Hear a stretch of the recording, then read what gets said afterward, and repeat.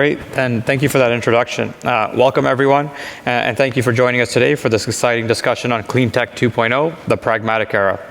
As we stand on the precipice of a new chapter in the world of clean technology, we're witnessing a shift in how we approach sustainability and innovation. In the past, simply being green was often enough to attract funding and attention. Today, however, the conversation has evolved. CleanTech 2.0 is more about just the environmental impact. It's about the economic viability of the technology itself.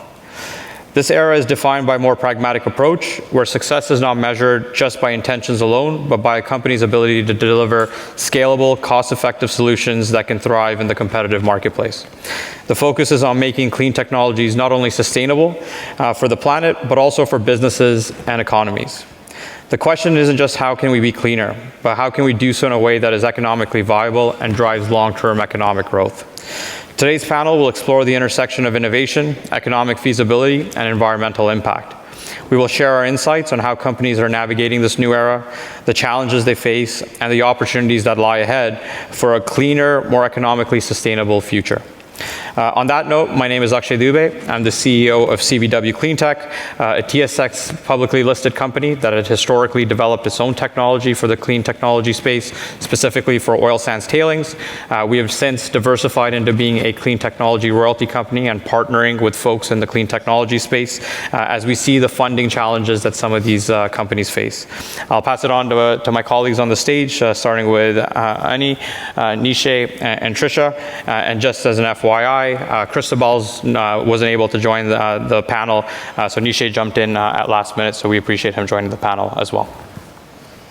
Thanks, Akshay. My name is Ani Kulkarni. I am a founder and currently CEO of Cavendish Renewable Technology. We are a Melbourne-based clean tech company. We specialize in taking technology from lab to market, especially in the clean technologies area, which includes the green hydrogen electrolyzers, as well as we are developing some new technologies for recycling of carbon dioxide, converting carbon dioxide into the aviation fuels, using it for the clean steel processes, and so on.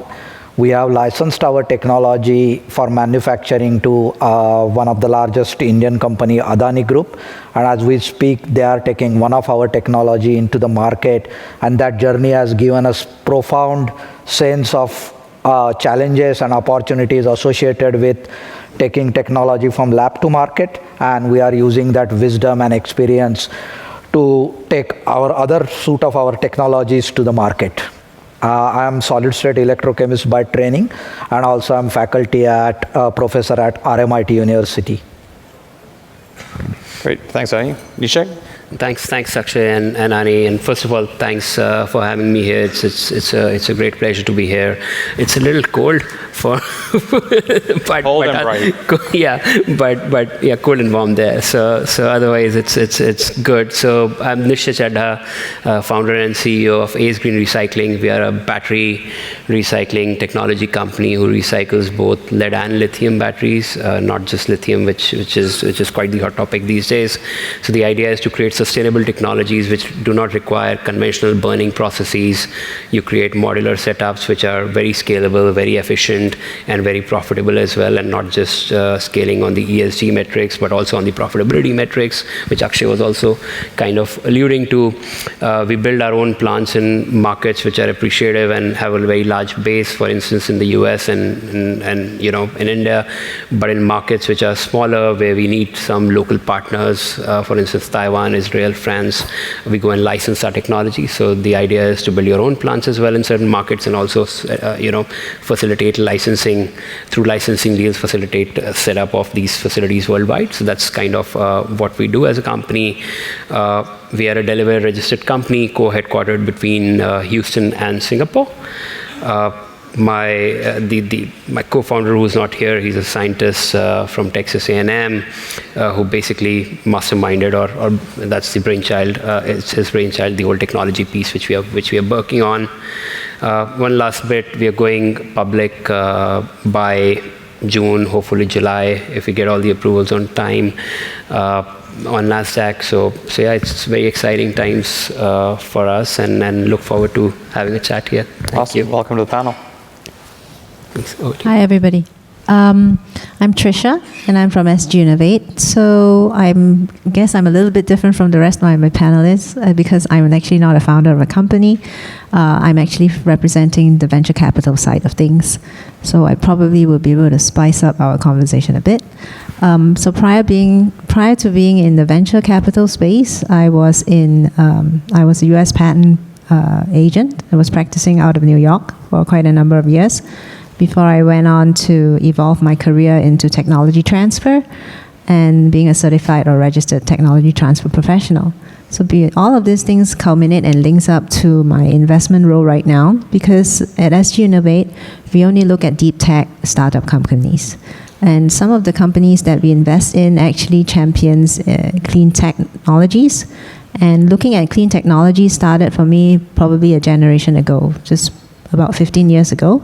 At that point in time, I think it was CleanTech 1.0, and fast forward, we are now here, Climate Tech, or CleanTech 2.0. Back to Akshay. Okay, awesome. Thanks, Trisha, and thanks to my panelists.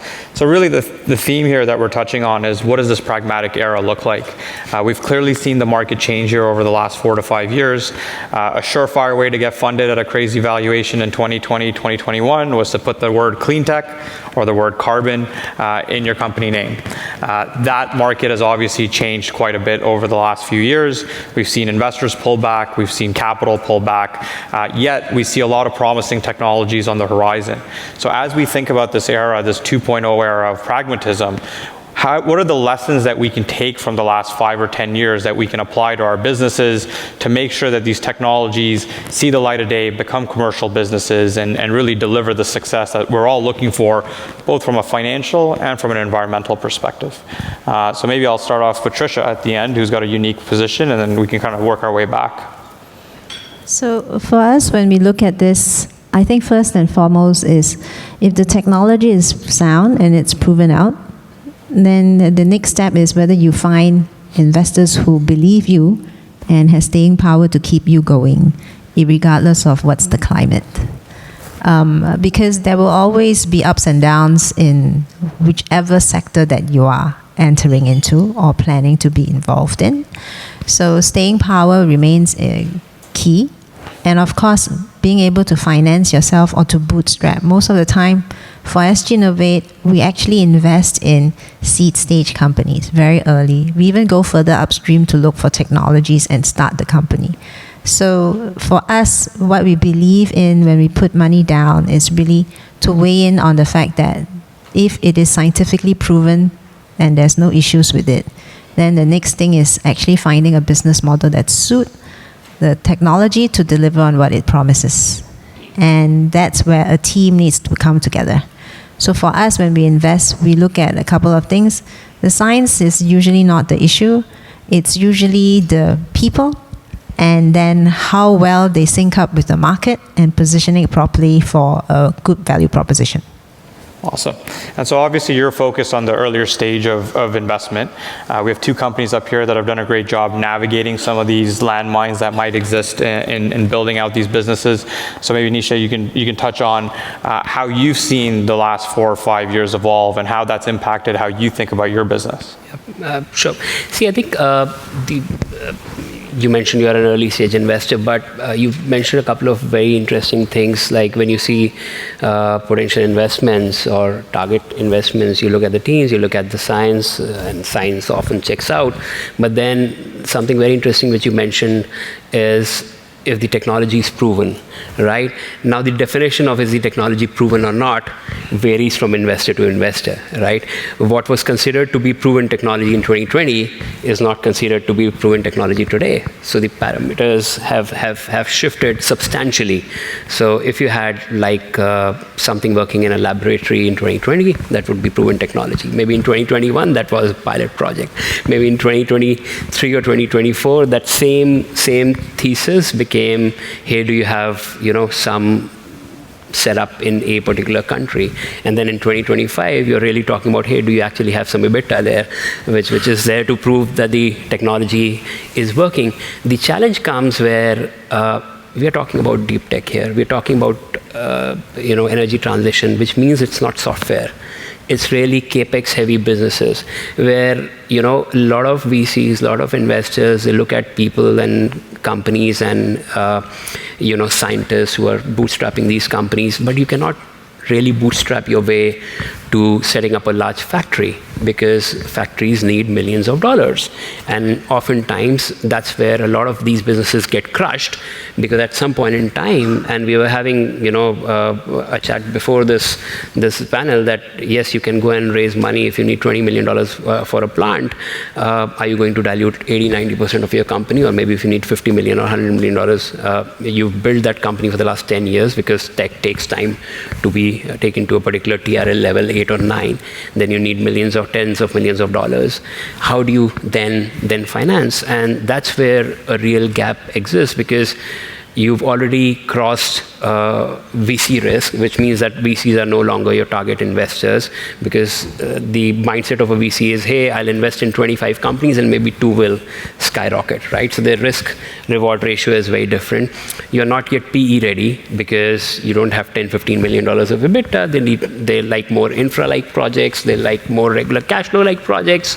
So what's the way out? And that's where a lot of companies get stuck, if that makes sense. Yeah. Well, Ani, would love to get your opinion. How do you think companies navigate this challenging situation where to get EBITDA, you need to make investment, but the companies or the investors out there looking to make those investments are looking for EBITDA? How do you navigate that? What are the different things a company can do to get that investment that allows them to unlock that capital, whether it's licensing arrangement like you have with the Adani Group or other ways that you've seen to be able to navigate it? I think one thing we need to understand, and it took us some time to understand from a startup or founder's perspective, is to find a use case of the technology and end application, having that vision in mind from the day one. Most of the technologists, they tend to develop a technology. For example, we are developing an electrolyzer. My emphasis would be on discussing the fundamental of electrolyzer and telling people how good is my electrolyzer, but ultimately electrolyzer has to sit in the ammonia plant, and in the ammonia, for example, just one of the use cases, ammonia manufacturing or fertilizer manufacturing, electrolyzer has to sit there and perform. With that vision, when you have it in mind, then probably you realize what capex it would require. So ordinarily, even 100 megawatt electrolyzer would cost you millions of dollars to get there and start producing the green hydrogen to power to feed to the ammonia plants. Once you realize that challenge, then probably you understand importance of licensing or collaborating early. So when we licensed our technology to Adani Group, which is one of the largest company in India, very early on, 3 years ago, we got some criticism saying that you are locking into partnership too early, you are not letting your revenue grow, and so on. But we understood from our past experience that taking this electrolyzer out of the lab and taking it to scale would cost us minimum $10 to $15 million, and we need someone to pay that, and preferably non-dilutively, which is in our case we were lucky to get it done. But even if it by the way of dilution, we should adapt for that strategy, and especially if we have a end user. In our case, it was Adani, but it could be in your case, it could be some battery company or someone who would be interested in taking that technology. They are the people who understand nuts and bolts of the technology, or they are the end user. They would set the price target, they would set the performance target, and that sort of learning is very, very essential for startup to take the technology out to the market, and that was our biggest learning, I would say, navigating our way. Of course, for the newer technologies, there would be that gap going from technology readiness or TRL 6 to TRL 9 or CRL 1 level. For that gap, perhaps the company like yours would be useful, taking some early risk and so on. But otherwise, if that option is not there, then I would say collaborating with end user would be way to go to find the right use case of our technology. And you can do it for your first technology. And once you make that technology success and you go to market, wave your hand and tell people that we have this technology number 2, then probably the fundraising or getting that capital would be easier, in our opinion. Look, and I think that's a great point, and that's the same financing gap that we identified in the market when we came up with our royalty strategy. We saw that there's a ton of capital or different sources of capital available in those early stages, TRL 1 to 6, whether it's venture capital, research grants, government grants, or just traditional sort of VCs. But as you started advancing and you were now at your Series B or further, there was more limited sources of capital available.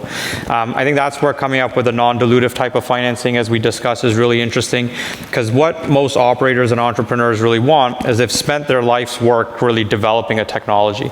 And so they want to be incentivized and have ownership in that technology as they move it into commercialization. And oftentimes it's important for the businesses to keep those innovators, entrepreneurs motivated as well, because they're the ones that have really driven the company to where they are today. So oftentimes you do need to bring in operating partners, whether it's your customers or an operating team, to help you move from a technology company to an operating business.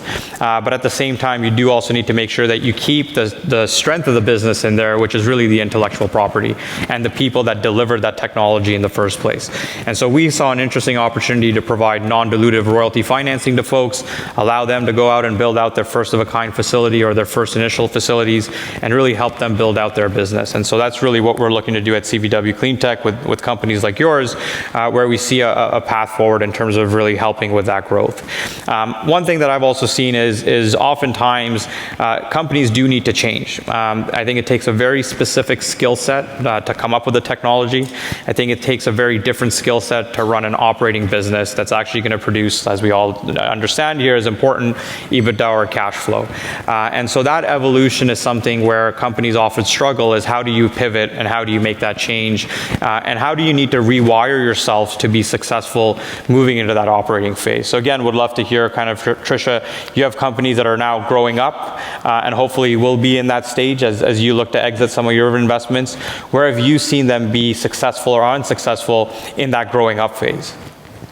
I think in the process of them moving from seed stage to Series A, usually Series A, as a ballpark reference, is very critical for a company or the team to demonstrate that they have relevance in a particular industry sector. That's the key, because if you're seed, you're still proving out your technology that it works, that's fine. If you're in Series A, it should be a case of finding the value chain position of your technology and therefore galvanizing your business model. And there's people who are willing to pay. Usually you'll be talking to corporates, probably specialist companies who could help you sort of commercialize whatever it is. In clean tech, usually it is systems integrators, because the solution is being offered and it has to be integrated into plants, large industry scale. For seed stage company Series A, it's going to be very challenging, just like Nishay had said. It's challenging.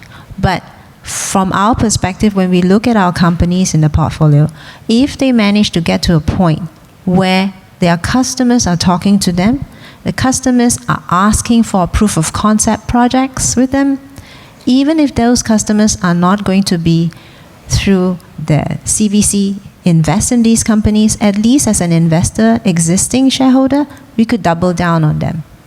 Because then there's already a very clear path for the portfolio company to say that we are on the right track. We should be able to go commercial, even though at this point in time, we are not revenue generating. So that's how we would look at things with respect to being able to bolster our companies, let them have a longer staying power to get to a point whereby it's a value inflection point. Awesome. And so Nishay, like, as you guys are looking to build your facility here, what have you had to add to the team to allow you to be able to turn into that operating business? Yep. I think for us, I'll before I answer this question, I'll add to something which you said earlier, that you oftentimes have to change a few things or maybe many things during the whole process, right? Because at the very beginning, I remember 3-4 years ago, we were looking to build our facility in Texas, which is now being built. So we said, hey, we want to build the large facility in Texas, and we want to be the largest recycler on the planet, right? But then markets were where they were. We knew that the technology works, but apparently the market did not agree with us at that point in time. So we had to go back to the drawing board and say, hey, what can we do differently? And thankfully for us, we are running a technology company, but we are running it through a commodity trading mindset. Like, I'm a former trader, commodity trader, doing commodities for 20 years. So for us, risk versus return, keeping costs low has always been at the forefront. So we said, okay, let's keep our costs low. Markets aren't good. Let's keep our cost base extremely, extremely low. Let's be extremely frugal. How can we innovate in terms of, keeping our costs low? At the same time, can we find customers? So we went out and said, we'll not build our plant right now. We'll find customers who are willing to pay even small amount of money. We'll not make margin there. Fine. So we went and set up a plant in Taiwan with a customer and said, hey, you've been a player in the industry for 30 years. You're having problem with your current technology. Why don't we fix that problem for you? So we did that. They're operating right now for the last year and a half. We did the same thing. We're doing it in Israel right now. We're doing it in a small market like Armenia. And we said, now we've had so many different deals in different markets, so now we have multiple proof points. So there are plenty of customers who've said, hey, we are willing to pay X million dollars for your product. And over a period of 10, 15, 20 years of these licensing deals, right? Of course, you need something proprietary to be able to license that technology. That goes without saying, but we had that. And now we are going back and saying the dream which we had of building this flagship facility in Texas, now we can do that. So it's very important several times to pivot as well, and see how you completely change. In terms of your question about what did you add to the team, something which I think I have to be very grateful about is, and I've seen several clean tech startups, that's a clean tech thing, and maybe even a biotech thing as well. You see scientists who are running the company, and no offense to scientists, they are amazing, without them the tech won't be there. You see scientists running the company because they want to build the best product in the world. Oftentimes that best product is not really a fit for the market. You have to look at economics. That's why I keep saying we want to run a technology company like a commodity trading company, because there cash flow is very important. Risk versus return is always very important. That's why we are one of the last companies standing and hopefully growing in the battery materials sector, where people have tried to burn $1 billion and gone to the ground, and we've literally not even raised $18 million, and we are already going to be profitable next year. So it's a huge difference in terms of mindset. So you need the tech expertise, but you also need the business execution expertise. So that's where teams become very important. You have to have people in the team who've done that in the past, who have that grit as well to go on the ground, build these projects, because these are projects. This is not software. You can't have a Silicon Valley mindset. I'm sure Silicon Valley builds great companies, but you can't have a Silicon Valley mindset to build project-based businesses. You need a project-based mindset to build project-based businesses. That's been a differentiator, at least for us. There might be other ways to do it, but that's been something which really brings down the execution risk, which is, I'm sure, not just important for investors, but for you as well when you're running a company. It's very important. Yeah, and then maybe just pivoting a little bit, you mentioned that you're going to be entering into a SPAC. Yeah. Ani, you're thinking about going public in the next little bit. So maybe I'll ask you the question, Ani, as you're looking at your capital structure, your financing plans, your availability of capital, how do you think through licensing versus build, own, operate? How do you think through public versus private?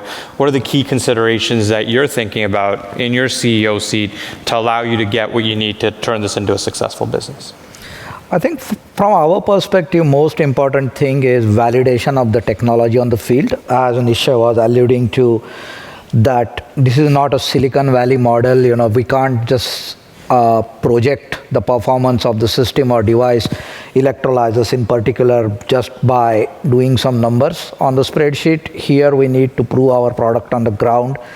And in that context, for us, it is really, first step is to, as I said, is to validate. How we get the financing to validate that model, there would be different options. Going public early on may not be, it would be a difficult proposition, especially for the markets like Australia. ASX would ask you 1,000 questions on the technological validity and so on. On the other hand side, if you have a product which could be working in, like we are doing this pilot for Adani in India, where I'm building the factory for Adani in India, where they would see our factory working, and then I can go to ASX and convince them. So first step of product validation step, that journey, it's from where we are getting capital is probably less important from our perspective, but important is to validate that technology using whatever the way of capital we can get it, maybe by way of collaboration or from the VC funds or some royalty funding like you are proposing. Awesome. So I think that's the end of our panel. Unfortunately, we're running out of time. It's obviously something we're all passionate about and can talk about for hours. So feel free to find us either at the booths for the various companies or SG Innovates. I'm sure all of us are presenting in the clean technology room this afternoon as well. But maybe to sum up, the one thing we've heard on this panel, I think across the board, is for these clean technology businesses to be successful, they really need to be thought about that way. They need to be businesses. They're not just about innovation. They're about the variety of different things that go alongside innovation to actually create economic value. That's where you need strong management teams. I think we have two of them, or two leaders of those teams sitting on stage here. You need a variety of different investors with different risk mandates. We certainly have one very good investor sitting on stage. I hope I'll be considered the same someday. But I think that's really what we need for a healthy ecosystem. We need people to innovate. We need people to really drive value for their investors, and we need those investors to be able to understand the risk of these businesses, but also the opportunity these businesses will provide, because they are focused on generating that value over the long term. So thank you very much for joining us here this afternoon, and hope to run into some of you as we go through the rest of the conference. Thank you.